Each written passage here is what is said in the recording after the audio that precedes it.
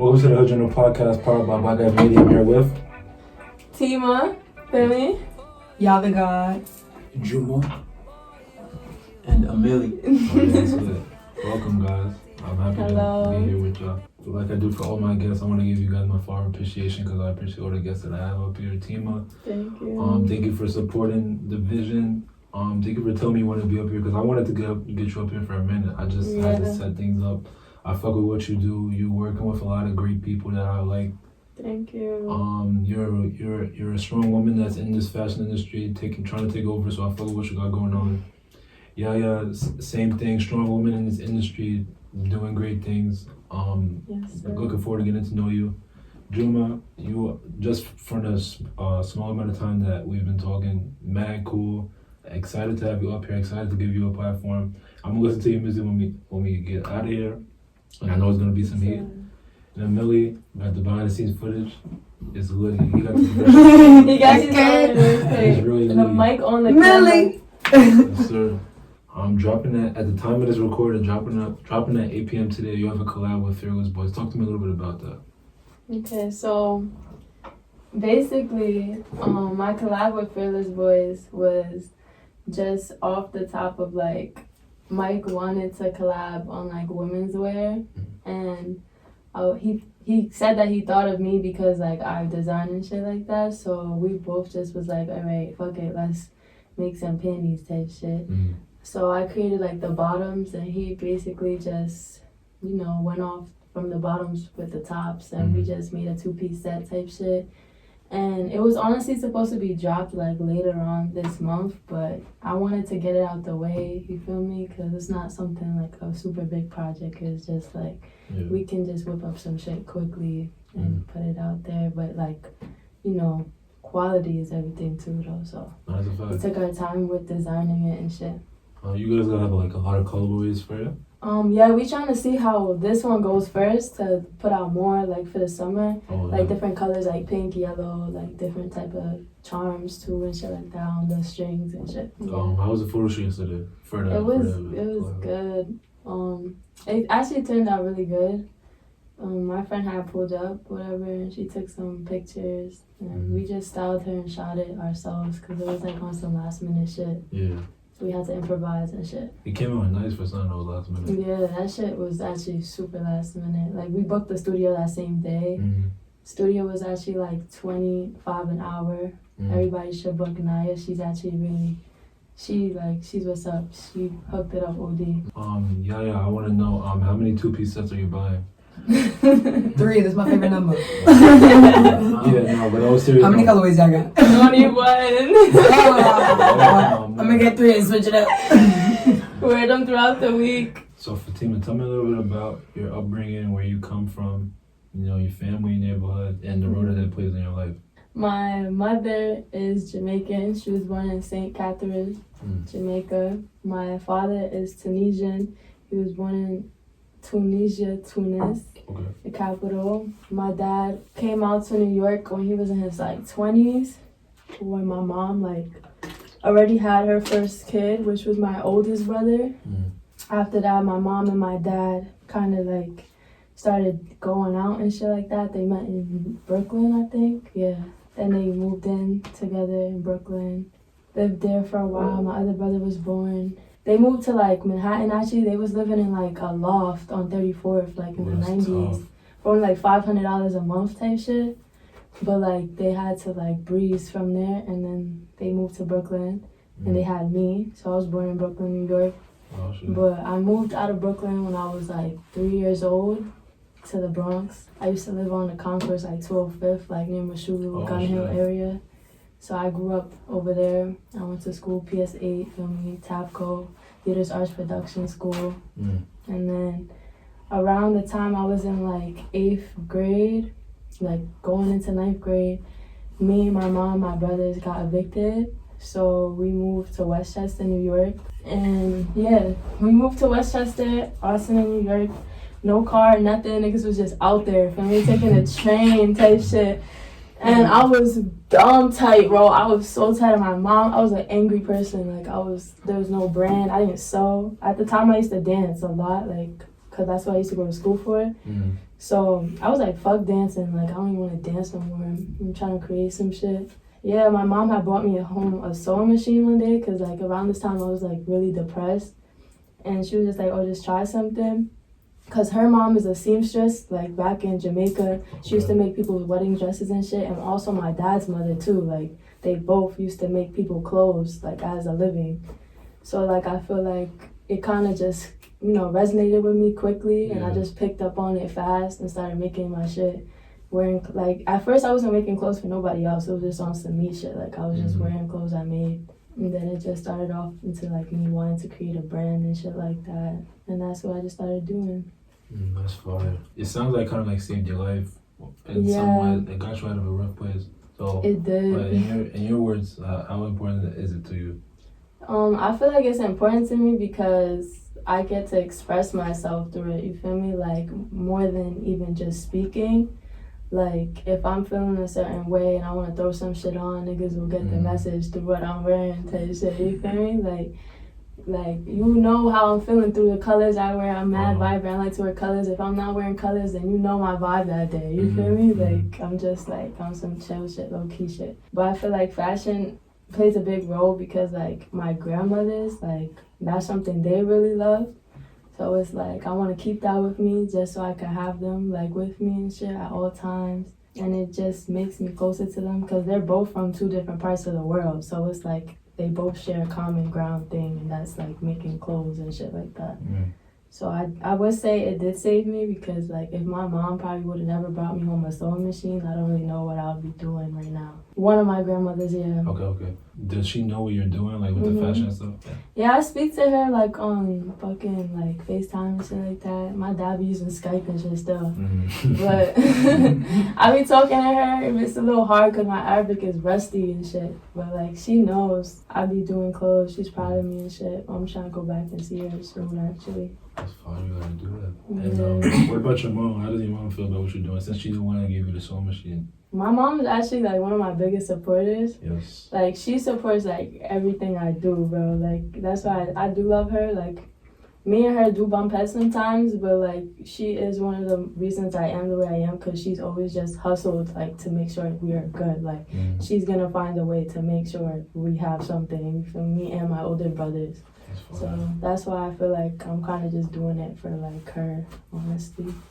So when did you officially create Portal to My Mind? I created Portal to My Mind, I think February 2020. Okay. And that's, like, right before the pandemic hit. So I created it, and my birthday's, like, the first week of March. So, like, I was trying to get into it, like, on some, like, oh, I'll make a birthday outfit or some shit. But then, like, the pandemic hit, and, like, I lost mad motivation. I was just like, damn, at least I have time. I know everybody's on the same pace right now, so I have time to work on my shit, you feel me? So throughout the, like, quarantine, I was just making outfits for myself and wearing that shit to, like, little events and shit like that. And that's all, like little friend meetups because there wasn't really nothing going on. Right. Yeah, me and Tima met right after COVID hit and stuff like that. We met in springtime, probably. Yeah. Like before my birthday, right after yours. Yeah. And exactly. yeah, when I met her, you know, Cam was doing GKBI and he was always telling me about Portal. And when I met her, she was doing Portal and I was definitely tapped in. Yeah. I definitely thought it was dope from the beginning. Yeah. Also, shout out to Cam because Cam started his brand way before I did. He started his in November 2020. And I remember going with him to pick up his first screen ever. He was so excited. The look on his face was like... He was so excited, bro. We literally filmed it on, like, a fucking VHS camera or some shit. And from there, he literally just been going off with his shit, like... That's a fact. Literally. I was talking with him the other day. He got some big things on the way. So shout out to Ken just because... Shout out to Ken. Shout out to Ken. Shout out Ken. You're sucking bull, bro. I thought it was fire. Tima, since I known her, she was making clothes. And she made me a little piece once, and I was wearing that every day. It was some jeans in LA. And, like, this is the first time someone made me something to wear. You know, like, I've gotten pieces before, but she literally came out and was like, yo, I got this for you. And I was wearing that, made a little fit. You know, I was running around LA acting stupid, but I did it looking good though. That's fashionable. Yeah, so. Portal. Yeah, speaking about Portal, what's the inspiration behind the name? Oh, okay. So, inspiration behind the name is honestly, I used Portal to My Mind because I want to do whatever the fuck I want to do with this brand. You feel me? Like, if one day I wake up and decide, though, I want everybody in some bright ass shit.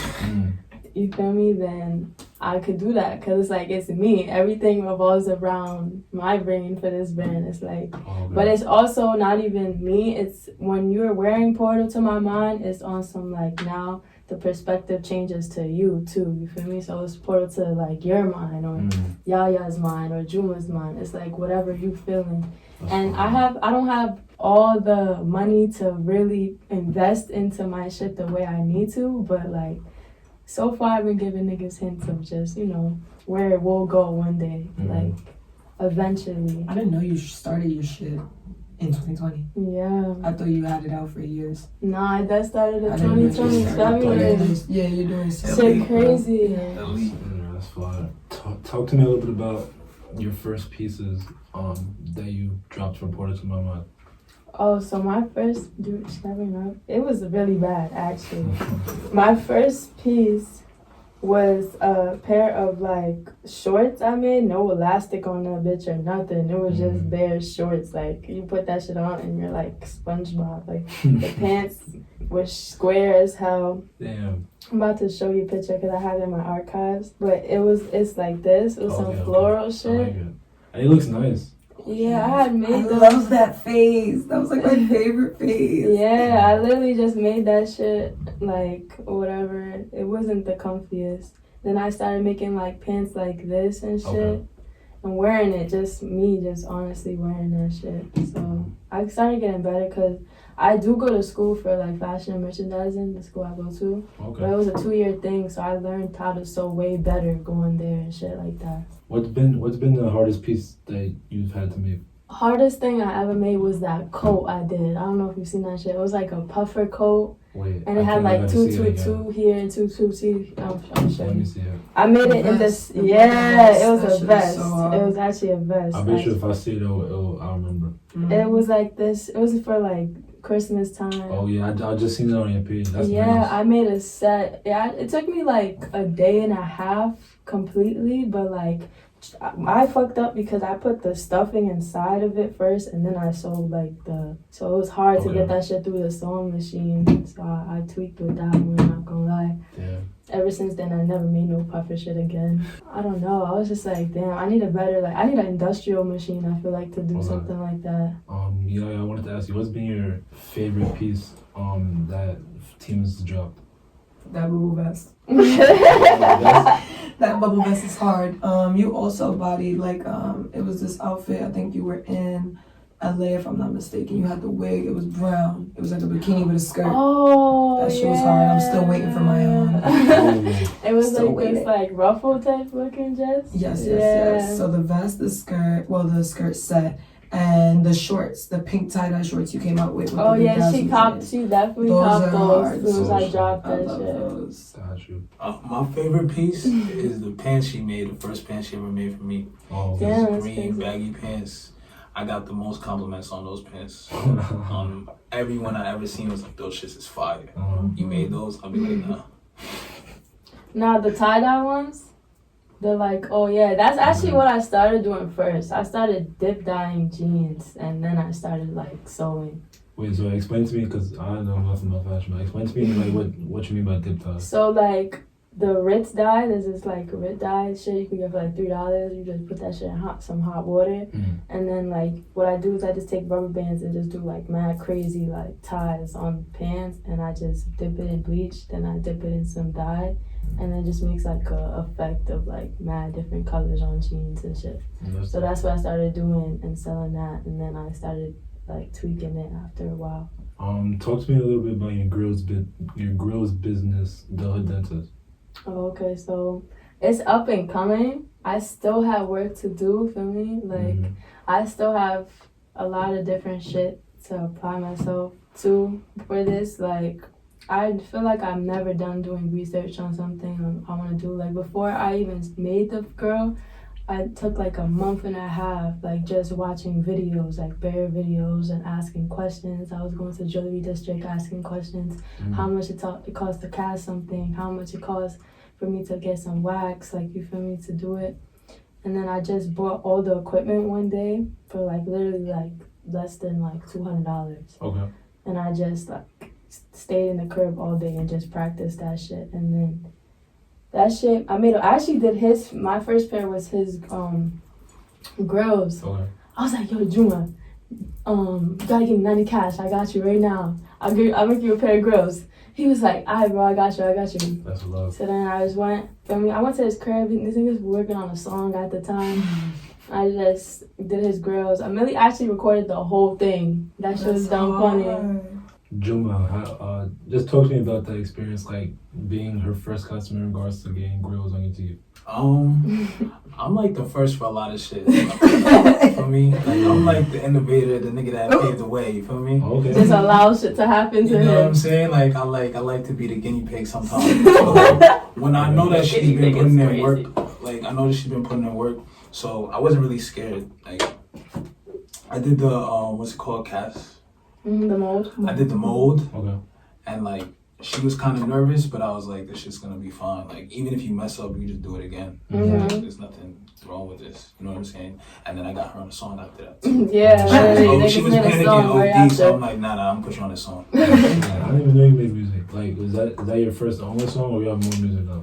I have more songs. I got all her songs. I have more songs, but I would never put them out. I got them. I'll put them out. Really good. Nah, Tima has a really good voice. I don't think it's for me. Like, music wouldn't just be for me right now. Well, I don't see that for me right now. I feel like I like working with artists more, like putting them in shit. Feel me, styling them, like giving them some creative direction. I honestly appreciate that more. Also, like, people don't notice, but I'm actually kind of shy as fuck. No, I so yeah, I'm really shy actually. So it's like I'm mad social, but I'm shy as fuck. So I don't think music would even be for me at all. Talk to me. Why did you start the grills business? That's something really different. Like that's something that somebody as young as you I've never seen before. So why'd you decide to do that? Also, shout out to my brother Aziz, because he's actually one of the reasons I literally chase every dream I have. That's my older brother. So he had copped a pair of grills. Alright, so I'm about to tell the story real quick. He had copped a pair of grills from his mans, right? All the way in like North Carolina or some shit. His name was like Blue or some shit. And he made a pair of grills for him, top and bottom. And I was like, yo, that shit is fire. Like I had asked him like how much you would charge for a bottom. The guy was like $120 or some shit. So I'm like, okay, that's decent. Cause I remember like before COVID even hit, I would go into like these stores on like Fordham, be like, yo, how much for a cap? Like, and they would be like $150. I'd be like, damn, tax OD crazy. So the guy said he would make me a pair of grills. So eventually my brother comes to me, he's like, yo, Blue needs some assistant. He needs a New York runner. So basically somebody to go and take molds for people and then send it to him down south. So my brother told me this, and I'm like, yo, tell him I'll do it for him. Like, I don't mind. I'm down. So my brother was like, okay, bet. He called him in front of me. Like, the guy was like, yeah, we could work. So time was going by. Nigga was not answering me, baiting me. I'm like, damn. So I told my brother, I'm like, bro, I'm gonna make girls one day, bro. I told him, I'm like, bro, I'm gonna just figure this shit out on my own. He's like, like, feel me? He's like, just, bro, I believe it, like, whatever. Next time I come back to my brother, like, yo, bro, I just looked into mad, like, jewelers and shit like that. I'm about to figure this shit out. He's like, alright, bro. So then he really started taking me serious when I told that nigga I bought all the equipment. Then he's like, yeah, like, okay, she's right. Yeah, she's dead ass. Then, like, he was literally just watching my process of everything. And then it got to my last stage where, like, I did the wax up, I filed it and shit. And then I took it to go get casted. And then it was like, I did this shit myself. And like, that's when I was like, damn, like the whole time I was waiting on this guy to make me his assistant. And I just created this shit on my own. Like, you know what I mean? Without his help. Yeah, so he honestly like inspired me. Yeah, you feel everything me? happened for a reason. Yeah, exactly. Like that guy really did inspire me, because once he said that I could like play a part in helping him with grills, I was like, then maybe I could just make this shit myself. You feel me?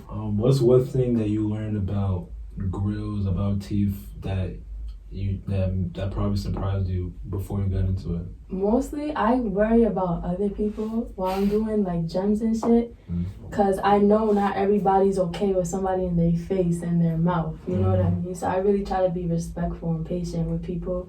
But then again, I get anxious sometimes. So sometimes when I'm doing gems, I'll shake a little or something. But like, I'm trying to like just really get into the process and flow of just like knowing like, okay, like this is actually my job. Like this will become like something big one day. So I have to be professional at all times. You know what I mean? Make sure if I don't have certain equipment, fuck that bread for that week, you feel me? Until I get that equipment, you know what I mean? And actually be able to give people their money's worth of shit. Like, literally for my first pair of grills for him, like, they had a gap, like, it was too big. Didn't fit his teeth completely, so I have to go back to the jeweler, like, district and shit and let them tighten it for him. But it's, like, all about trial and error, you feel me? Like, everything is trial and error, so, yeah. How long do the grills stay on your teeth? The teeth gems or the grills? I guess both.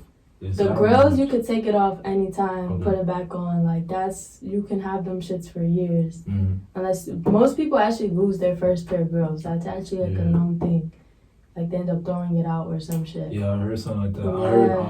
I heard, I forgot where it was. It's, like, some, like, culture video where they would take it out their teeth. A napkin. When they're eating, put a napkin, and you throw it out. That's Z's did that in PR. Yeah, literally. My brother did that talking shit. about, he was in PR. He did that. Grills, he threw them shits out. Literally, bro. Everybody ends up throwing out their first pair of grills. That's like a known fact. But for gems is supposed to, if you have the right adhesive, bonding adhesive, it's a specific dental adhesive you're supposed to use. Most of them like have time limits on them, so it's like some will last for 2 months to 2 years. Like, 2 years is crazy. 2 years is OD. I wouldn't want something on my tooth. So you can't take it out until the 2 years is up? You'd have to go to a dentist or maybe like you could scrape that shit off. Like, but I wouldn't. Yeah, floss does work. Floss I heard was safer than floss just like moving does it. But they could get it off at the dentist because it's a dental adhesive, so it's just scrape that shit off real quick. But yeah, the bonding adhesive I use will last up to like these have been on my mouth for like over a month. Oh, okay. Those are gems. Yeah. Okay. But like most people, like I feel like I need to get more equipment with like aftercare cards. I really want to get aftercare cards. Because I feel like most people, I don't really inform, like, oh, don't brush super hard on the gems, you feel me? Okay. Or, like, if you're eating, don't, like, chomp and shit like that and messing up that shit. Like, just, like, you know, be gentle because you do have something on your teeth, you feel me? So it's like, and you paid for the shit. Like, I know in LA, they charge, like, OD bread to get gems. But, like, I live in New York. I can't tax niggas crazy amount for gems. They're gonna look at me like, bro, you're bugging. Like, so, yeah. I just try to keep it, like, you know, good price and shit. Money's worth. If you're giving somebody gems, what would you tell them to stay away from to make sure that they stay, like, on their teeth and they don't come off? Or they don't damage their teeth or they don't damage the gems? The first thing I always tell people is like just hold off on eating for a little while. You feel me? But like most people say 12 hours, but I can't tell somebody 12 hours. So I just be like an hour or two. You feel me? Like just don't eat nothing for like within the hour or 2 hours, so that adhesive could really like get stuck to your teeth. You know what I mean? Like the longer you hold off on eating, the longer the gems actually stay on. Or any foods or any like beverages that you stay away from? Nah, niggas can eat whatever. Say that. Don't eat rice and beans. That shit was. Don't eat peanut butter jelly. Not the mob. Yeah, you should ask them honestly, because they have. Well, last time T did my gem, we friends, so it was very unprofessional. Yeah, it was. I was like 4 a.m. I ate rice and peas and cabbage and stuff. I was mad oily, shit. And I didn't brush my teeth before she did the And I didn't bring the So she just did that shit right on top of my oily ass teeth. And them joints slid off for 5 days. They was on good. They were on really good. I was surprised that they even stuck because everything was so oily. Yeah. But it stuck on for like 5 days. And I left the etch at home. So it's like this blue etch gel you're supposed to put on before. Yeah, it dries off all the oil and water on your teeth. Everything. Oh, dear. Yeah. Yeah, so probably oily food. Peanut butter. Peanut butter, that shit's not good. Peanut butter is good though. I love peanut butter, but don't eat peanut butter after you just not in that situation. Yeah. Too sticky. You might even eat the gems. Oh yes, that happens. Yeah, you might eat the Be gems. careful when you're eating, because sometimes they fall out as you eat and you chomp and it tastes so bad. It tastes bad and it's you crunchy. spit it out. Imagine you eat crunchy peanut Scared butter. of it, Yeah. swallowing it. I don't eat crunchy peanut butter. So I love it. Okay. You know what I'm saying? No, that's Yeah. dumb heavy. No. So something that I've seen recently, that we've both seen recently, is that in a period where there's a lot of women empowerment, because you guys have been faced with decades of injustice in the past, and I know it's injustice on a whole bunch of different areas: workforce, clothing industry, grills industry, the media industry, not earning your worth. Sometimes you guys are doing, like, you guys are doing better than these men, but you guys are not getting paid equally. Yeah. Getting paid pennies on the dollar. I wanted to ask you, from your perspective, and I definitely want you to chip in. Do you notice any injustice in the clothing industry, in the fashion industry, in the industry that you find yourself in? And if so, what's your opinion on it, and what can we do to change it? I'll let you answer that first. Personally, my industry is female dominated. Okay. Fashion is the only industry actually that's always, well, I'm lying because it's run by white men too, but it's female dominated in the sense that, like, modeling, for example, there's more female models than male models, and it's one of the only industries where women are actually being paid more than men since the beginning. So I didn't know that. in modeling, I'm secure in that, but more so like fashion designing and clothing, there are men that own even women's ideas and lines and stuff like that. So there's that. But I'm in a female dominated industry. She's just dominant as a female, so I feel like she, like, there's no, like, you know, I feel like also it ties into, like, when you feel like you run shit, like, nothing else matters. You know what I mean? It's like, who cares about it? Yeah, like, who cares what these niggas think? But, like, that's why I feel like she's gonna be really big, bro. She's gonna be like a millionaire, bro. Cause like, no, for real though, cause Yaya don't let nobody like affect her, bro. She don't take nothing personal. Like, that's like, she always used to tell me that, like, don't take nothing personal. I always keep that with me. Rule number one. You feel me? Literally, but everything is business. It is a male dominant industry overall. Like, a lot of niggas think they're better than females for some reason, but it's like at anything. Yeah, also something small. Back to the teeth business. Me and Tima are actually trying to do that together because I'm very interested in buying gold as a black person and getting into jewelry. So we got a lot more stuff coming with that together. That will definitely be a woman-owned business. Get an office like type shit where we run, like, making jewelry. A gallery, actually, like making the jewelry thing different and taking the jewelry store aspect out of it and making it like art. That's fire. Like little probably exhibits where you can show the grills that you made. That's fire. Like in glass cases, all that shit. Literally, like ancient fucking sculptures wearing the finest fucking gold. Nose rings. You gotta throw some of the pictures of, like, you got one of Lil Jon on your IG. Yeah, all of course. Have to have murals of just. That's what I love to do though. Keep putting inspo on my page of people that been like rocking this girl shit, going crazy with girls. Like, this shit been around for a minute. Yeah, and Juma, if you wanted to chip in, I want to ask you, do you have any ways or any idea on how we could change the injustice in the fashion industry amongst women? That's a good question. That's a good question. It's a great question. I really feel like for women, I think it's just that men need to hear their voice.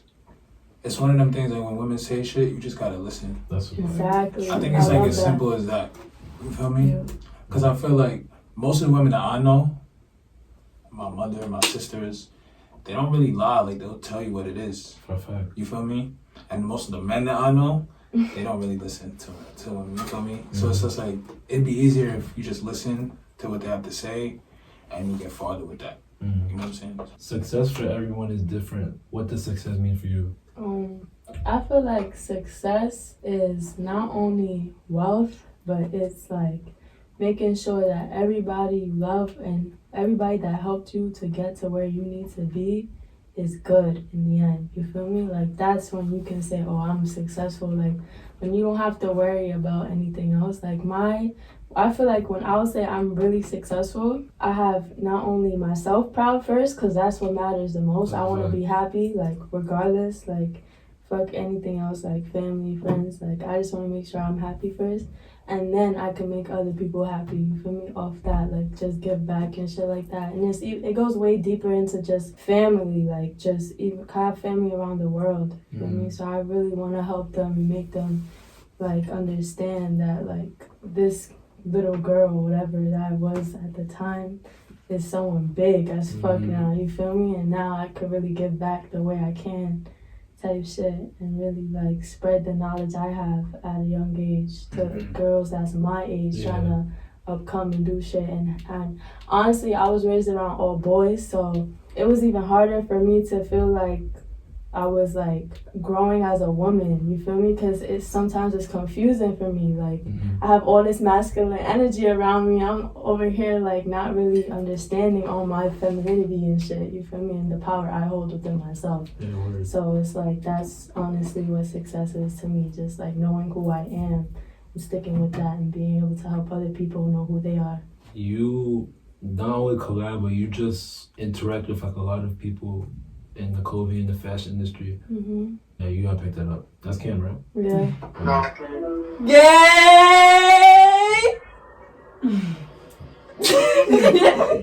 Gay! Yo, bro, we on the spot right now. Yeah, my fault. Say what you gotta say, Gay.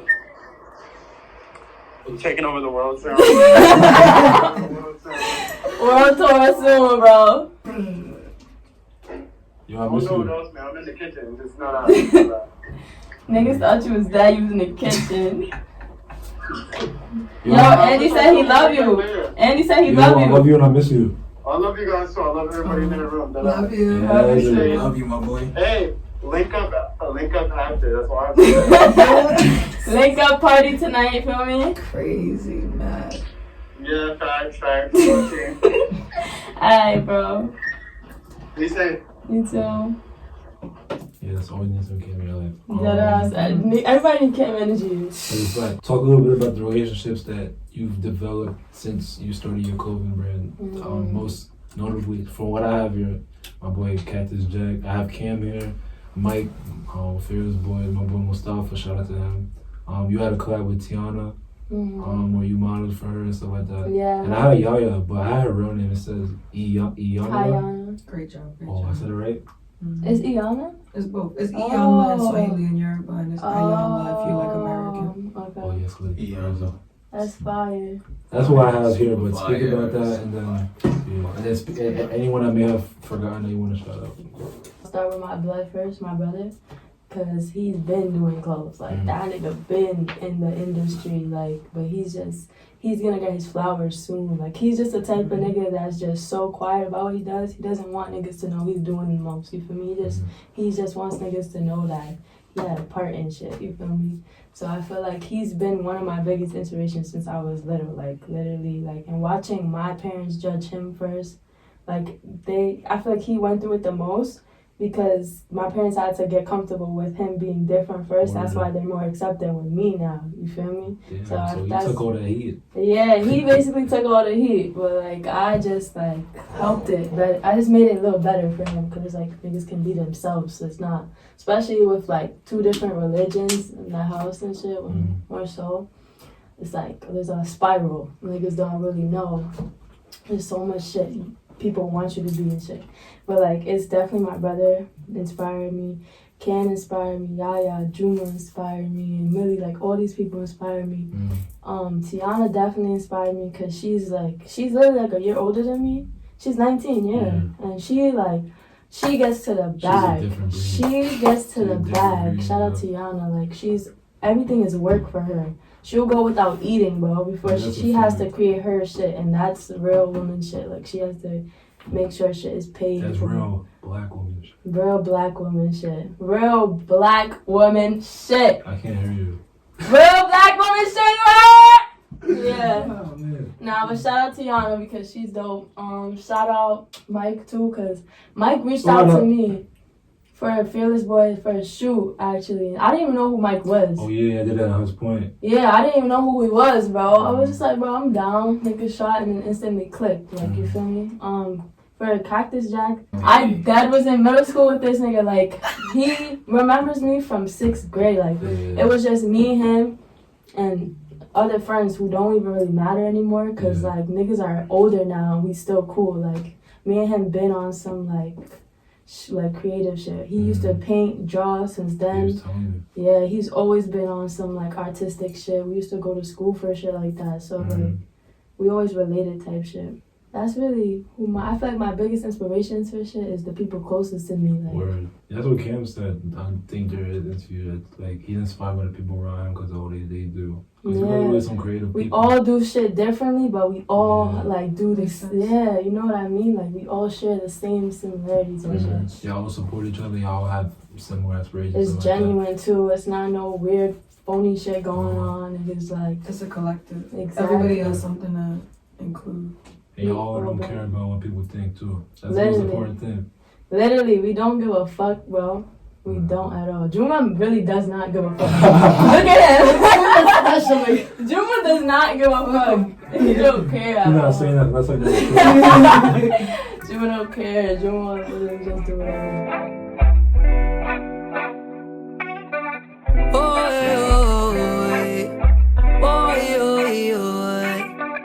Some girl just want party and fit. Long till we dead, so we shining non-stop. So me take flight to Miami, whip on me Grammy, so them can't chat. Money reach brand new height, enough of them not gonna like it, but we can't stop.